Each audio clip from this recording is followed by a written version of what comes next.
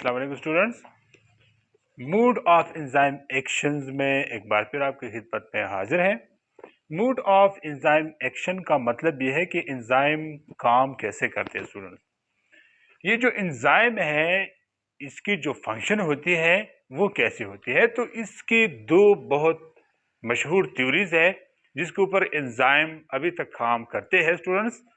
ये उनमें से एक थ्योरी जो है, अगरचे ये स्टूडेंट्स अभी जो है कुछ इसमें चेंजेस बहुत आए हैं और ये सही है भी नहीं, वैसे इसको कहते हैं लॉग की हाइपोथेसिस या इसको लॉग की मॉडल ऑफ एंजाइम एक्शंस भी कहते हैं स्टूडेंट्स।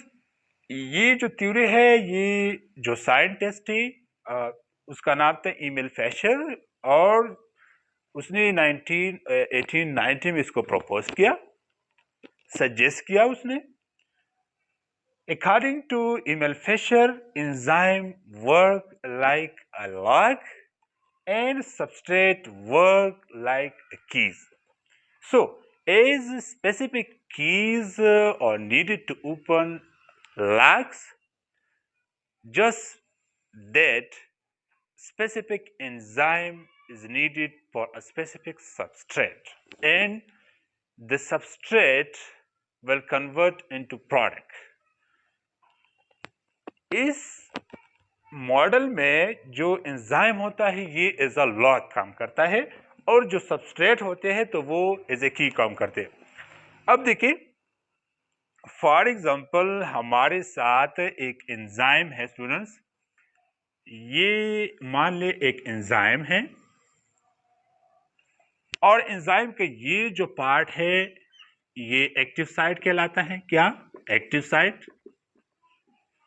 यहां पर केमिकल रिएक्शन ने अब जो है ना वो टेक प्लेस होना है। ये हमारे साथ एक मान ले कि एक सबस्ट्रेट है। क्या है? सबस्ट्रेट। ये सबस्ट्रेट है, ये सबस्ट्रेट है और मान ली कि इसी तरह एक और भी सबस्ट्रेट है। तो अभी आप चूज कर सकते हैं कि ये जो एंजाइम है ये अब इन दोनों में से ये किस सबस्ट्रेट के साथ रिएक्ट करेगा। तो जाहिर बात है कि ये यहां पर फिट आएगा, तो यहां पर ये जो है ये रिएक्ट करेगा और इसी तरह लॉग और की जो है वो बन जाएगी। स्टूडेंट, इस ये जो हाइपोथेसिस है, according to this hypothesis the active side should be rigid, but actually and practically this is not rigid. So now it has been known that this active site, after it forming a complex with a substrate, it induces itself, it fits the substrate in itself and induces some change in the active site. So this theory has now been modified into another theory and that is known as induced fit model hypothesis of enzyme action, और उसको हम एक छोटी सी दूसरे lecture में record करेंगे आपके लिए। अगर आपको समझ नहीं आया हो तो एक बार फिर यहाँ पर तवज्जो दें। लॉग की हाइपोथेसिस जो है ये एक साइंटिस्ट जिसका नाम था ईमेल फैशर, उसने 1890 में इसको सजेस्ट किया। उसने एंजाइम और सबस्ट्रेट को स्टडी किया और उसने कहा कि ये जो एंजाइम होते हैं ये एज अ लॉक काम करते हैं और जो सबस्ट्रेट होते हैं वो एज ए की काम करते हैं। चूंकि एक खास लॉक को खोलने के लिए एक खास चाबी की जरूरत होती है, जैसे कि हर लॉक हर चाबी से नहीं खोला जा सकता, इसी तरह हर सबस्ट्रेट के लिए हर एंजाइम काम नहीं करता और हर एंजाइम के लिए हर सबस्ट्रेट काम नहीं करता। तो ये दोनों एक दूसरे के लिए यहाँ पर स्पेसिफिक होंगे। तो स्पेसिफिक की यानी substrates can open specific lock, this is known as lock key hypothesis of enzyme.